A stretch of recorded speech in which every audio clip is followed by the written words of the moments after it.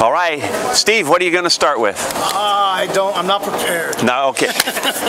All right. Well, we've had the countdown to day 2 today, and then tomorrow we'll have our walkthrough tomorrow afternoon, and our evening at the hotel. It's an exciting time. I suppose that with this length of time that we've had, it's probably the first time that we've had this full month like this. I mean, what did we report on the 29th of July, right? And but I think our players have done really, really well with that, and it's been very much a low maintenance camp and practice time, and a pretty seamless start of school, which I always wondered about. I always thought that's a tough time in there. But I thought they've done a nice job with that. And then in this game week, with the format that we have put in place for getting ready for the game, it'll be pretty consistent. The times of practice, the length of practice, the periods each day change a little bit, but they're consistent week to week. That's all put in play now. We've done it. We practiced it last week. We've done it this week.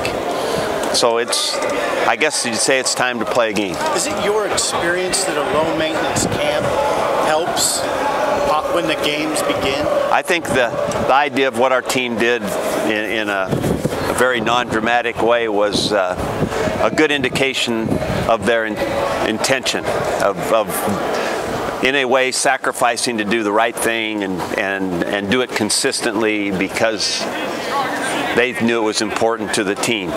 And what I say about that, I think it gives you your best opportunity. It does not guarantee anything. Okay, it doesn't. You got to go play now. But I personally think it gives you your best opportunity to be at your best when you sacrifice and work and do what you're supposed to do and consistently do it, and you do it with 130 guys. It's pretty good.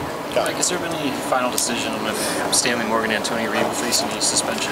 You know what? Stanley Morgan and Antonio Reed went through an extensive, what should I say? Through an extensive period of time doing what they were supposed to do. And it wasn't just the extensive time period. What they did, they had to do and spend time with it. So they will not miss any time playing in the games. Anybody else out Saturday for injury or any reason? Not besides the guys you already know. Like Keon Williams will not play. And of course Chris is out.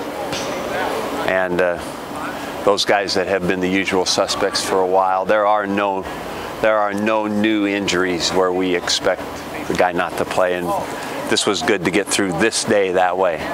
Now, I lost a receiver on Friday one year when he was messing around trying to dunk the ball over the goalpost, and he busted up his hip and couldn't not play the next day. That was a first. So we don't allow that anymore. Can you speak to just Deontre Thomas and his spot on the depth chart to get where he is at this point as a true freshman at that position, how difficult that is? I think that, Deontre gives us, when you look at the position, the new defense, and you look at the guy that's starting there, Mick, Deontre, because of who he is, and was not necessarily at the time recruited exactly to play that spot for us in our past defense, previous defense. He has been a very good fit, a very good curveball, and we think a productive, good player that should play in the games. Damian, is he still a maybe at this point? Yes, Damian is a guy that we think can play in the games, and we certainly have prepared him to be game ready. He has not practiced with the scout team. He's been practicing with the defense. So we expect him to be game ready. We don't know if he'll play. Mike, what's some of your thoughts on the rule changes for this year? I guess in particular, I guess they're going to be really strict coaches in the white area, not out of the field. Do you have get back men or anything, not just for you, but for your staff? Are you concerned about that at all? Yeah, we have. There are there's every year, whether it's a rule changing year or an emphasis year like this year is, you know, it's very obvious there are some things that they are really going to be strict on, you know, as they officiate the games. One of those is the sideline, and one of those is about a coach that leaves, goes on the field and complains about a call. You know, in my experience with those things that they emphasize and talk about all the time for 3 or 4 months, there are plenty of those calls early. And we just don't want it to be us. So it's something to be really aware of. And, you know, I think we've always been well prepared that way. I have weight coaches assigned to coaches. I have weight coaches assigned to positions behind certain officials on the sideline. And then when the guys that are assigned to coaches will hopefully tackle them before they run on the field. I don't think that there's going to be a problem if we score a touchdown, you go out to give a guy a high five, but I'm not sure about that, so we're going to be real careful. We don't kick off until late on Saturday. How do you put an emphasis into sort of getting your team through the early part of the day? Now, those are hard days, actually, you know, and things to think about when you have a late kickoff.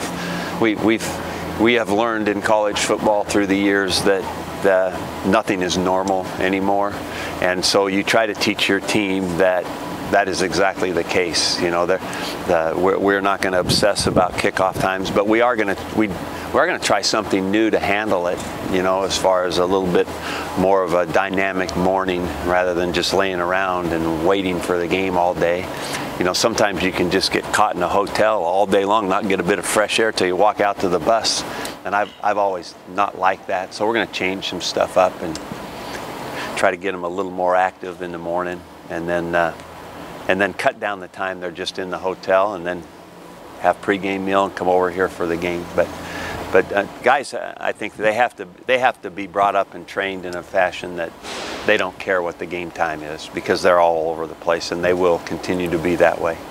We've asked you at times this offseason about Caleb Lightborn, but now 2 days from a game, how much better about him do you feel than maybe this time a year ago when he was thrown into really a tough situation? I really like it that Caleb's had a year to punt in games and crowds and handle all that. You know, I think that we've noted, I think, an improvement all around in his ability to be consistent, which will eventually identify him as a punter, his consistency. So that's that's where he has to change from a year ago. That's what he's worked on. You know, it's a big factor for him. But I am also in saying that, I'm also excited for him, because I think he's really talented. I think he's worked hard at it, and I think we're gonna see a good, consistent year from Caleb. What are the last 24 to 48 hours before a game like for you? That hasn't changed for however many years it's been. I love it. You know, when you're dealing with a whole bunch of people, coaches and players and lots of different things, you guys going on, it always keeps some new life in the moment. And it's, you know, so it's this world is always about people, and it's always changing that way in my job. You know, new teams, every team forms a different identity, and I'm energized by the formation of a team, the formation of a program. So every day is important to that, and so I'm excited as it gets closer. You can feel it. You can feel it in the team. You know, you can feel it around town. It's an exciting time of year to be involved with what we get to do. So. Mike, I don't know if you saw or not, but Coach Anderson at Arkansas State, his wife, has been dealing with breast cancer. Just I think had surgery on Monday. Do you guys plan on doing anything special to honor? Yes, the answer to that is yes. Can I ask you real quick too? You mentioned Monday about knowing who that first running back to take the snap will be, but weren't ready to talk about it yet. Is that something you can shed more light on now? Yes. That's it. That's the light I'm going to shed. we will start a running back. I can't tell you because I haven't told the kids. Okay, I'm sorry about that. Yeah. All right. Okay. Thank you guys. Have a good night.